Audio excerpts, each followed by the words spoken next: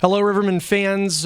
This is just one of those videos here. We're going to try and end the season the best way we can, and that's talk about everything. There's a lot to talk about. By now, everybody knows the SPHL 2019-2020 season has been canceled, along with the 2020 President's Cup playoffs. I'm Andrew Mossbrooks with Riverman head coach Jean-Guy Trudel.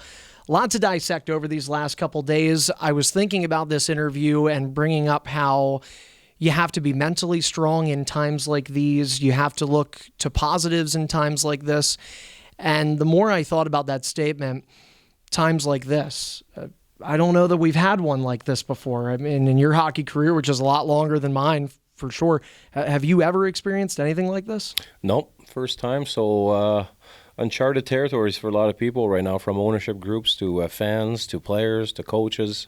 It's been tough. Emotions are like a roller coaster. The first few days was sadness, then a little bit upset, a little bit mad. Then now it's just you just want the safety of everybody. So it's been a roller coaster of emotions. And but as an organization, I think we try to do things as professional as we can to make sure to have our players get home as fast as possible and be safe with their families, and especially with now you hear about the borders closing a lot of places. So it's been a tough few days, especially this morning. We had to say it was our last team meeting, say bye to everybody, and explain the situation that's going on. So and it's hard to explain something when you don't have a lot of the answers. You don't know what's going to happen. You don't know what's going to happen with the rules and regulations of our league, if we're going to change it because of this. So we're just going day by day right now. I'm getting information from Bart Rogers, our boss, our CEO upstairs, and that's how we can go. But unfortunately, all our players are gone, so the season is over, and it's a sad day. You work hard all year to make sure you prepare for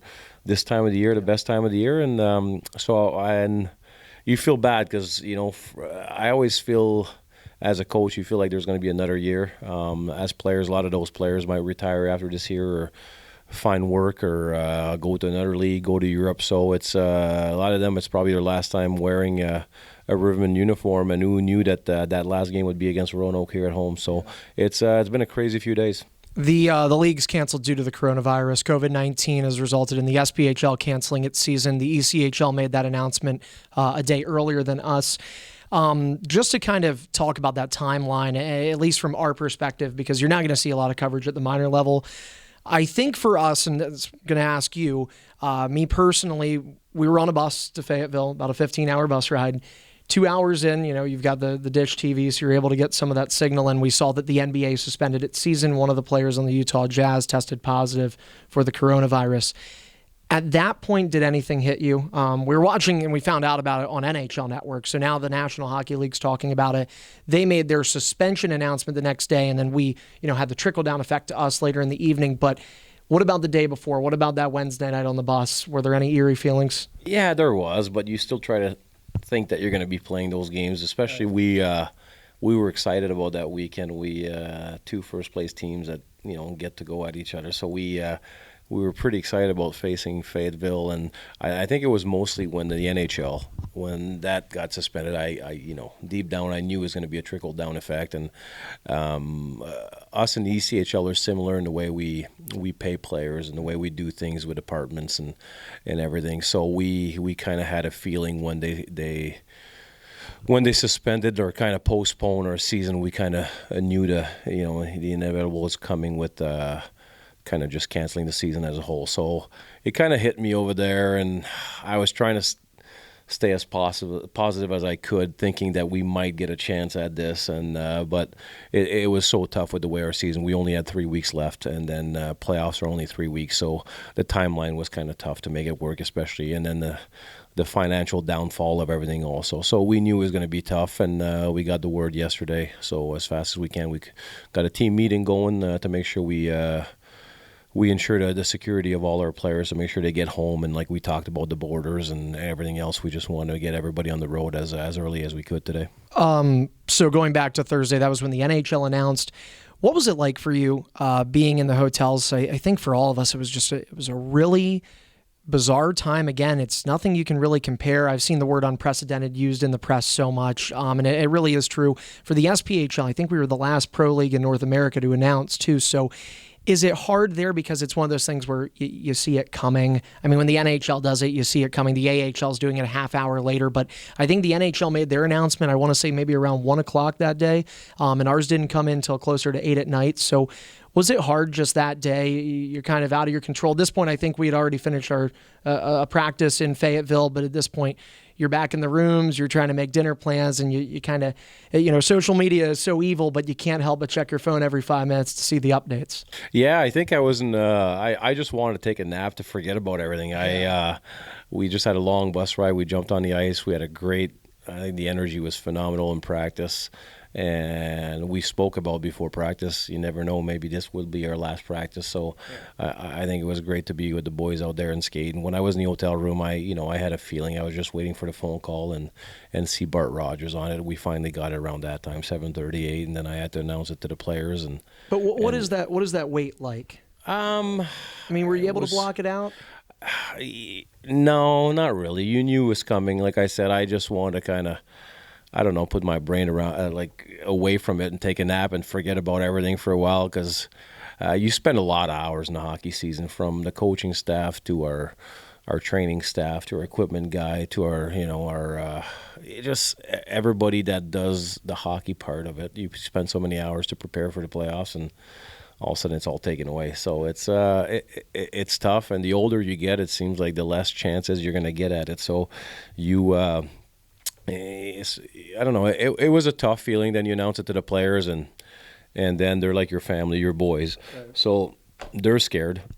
There's a lot of things going through their mind. At this level, a lot of guys have to find work during the summer, and those paychecks are really counted on. So it's a scary time for them. So it's and as the father of the family, you want to make sure that those boys are okay, and it's scary. It's not fun. It's not fun to announce to them. But we're lucky enough. Our ownership group came out and made it as professional as we could for the players to be okay for the next few weeks here. So we're really thankful for that. But it's a scary time for everybody, and then you start thinking about your family. I have five little ones at home, and then you start thinking about their safety. So it's been a crazy few days, and we talked about it, uncharted territories. We don't know what next. We're just waiting for the word from different people to see what we're going to attack next or do next. And it's I always say I live my life wanting to be able to control everything, but right now nothing's in my control, so it's been tough. I think it's hard for everybody because nobody's in control, and it's a guess by hour almost.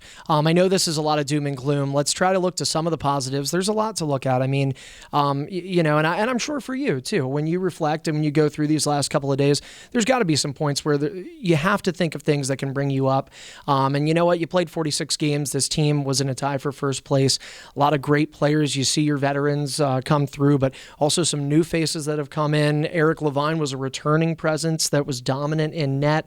Have you had a chance to look back at any of those things, and at least, this is a hard time to smile, but just to, maybe hang your head high at least on a couple of positives? Well, those type of things, I feel fortunate every day. Like, I know when I go home at night, even before this, how lucky I am to have my leadership group, to have the players I have. A lot of guys were in ECHL that wanted to come back and did come back for this final push. And I'm very fortunate to have that loyalty, because that loyalty doesn't exist as much as it used to in this world. So to have those type of old school players that are loyal to the Rivermen and the city of Peoria, it's pretty phenomenal. But I understand that every single night I go home, I know how lucky I am. But right now, for me, I don't want to be negative, but right now it's a sad time. It's not fun. It's the positive I see from it is we get time to spend with our family. I'm gonna be home and make sure that we spend a lot of times and love our family and take care of that. But I also lose another family that's really close to me, which is my players and my staff. So that's going to be really tough.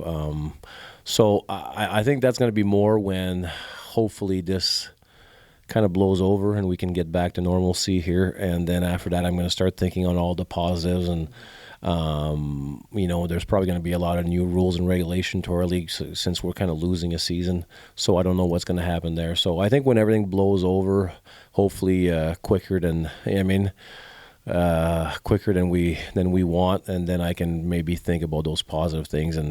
But I think it's an everyday thing for me. I know how lucky I am to have the guys that I have here in the locker room, and most of our winning is done because they actually buy in into something bigger than themselves, and we're lucky here in Peoria. I think. Well, I guess I'll go back to what I said. In minor leagues, you're not going to get extensive coverage. We don't have SPHL network like the NHL does. So, to be completely honest with you folks, I don't know the next time we're going to have any kind of video content. This might be coming in the summer. It might be coming closer to fall time because the unpredictability of what we're dealing with. So, I guess the best way to end it would be, talking to those people, to the Riverman fan base. I mean, Coach, what would you say to them as we're about to enter some uncharted territory? Well, I think. I would tell them that we're going to be back stronger than ever. But right now, I think it's time for everybody. And you talked about finding always a positive in something, and I think this is going to be a time for everybody to reflect on what's more important in life. We're so caught up on work and technology and everything else, and maybe this is going to slow everything down and have a chance to spend time with your family and in your house and actually take care of what's more important, which is human lives and your family. And that's what I see from it. I spoke to Angie at home and the kids, and that's what we're going to try to accomplish. We want to, we have busy lives, and we're all trying to, make the best out of it, but sometimes we forget what's most important. So be safe, everybody out there, our fans. We're going to be back. We're going to be stronger than ever. Right now it's scary times, but I know with our ownership group upstairs that are doing everything in their power to ensure that we're going to have a great hockey team in the same organization as we ever did. And I think it's going to, I think when something's taken away also, it kind of makes you reflect a little bit that, I know I told that to the players. I know as fans also, maybe we talked about small businesses needing a support, and I think minor league is big, and we're lucky here in Peoria to have the Chiefs, to have the Rivermen. So I want to make sure I understand it's going to be a tough time for everybody in the next few months, but when everything clears up and we're ready to go again, make sure you come back, and we'll make you guys proud. We'll have another great hockey team on the ice, and but right now, just ensure your safety. Be safe, everybody. We love you guys, and we thank you for all the support you guys gave us, and don't worry about it. We'll be back, and as soon as I can be back in the community and see everybody, I'll be out there. But right now, stay safe, take care of your families, and we'll see you guys soon.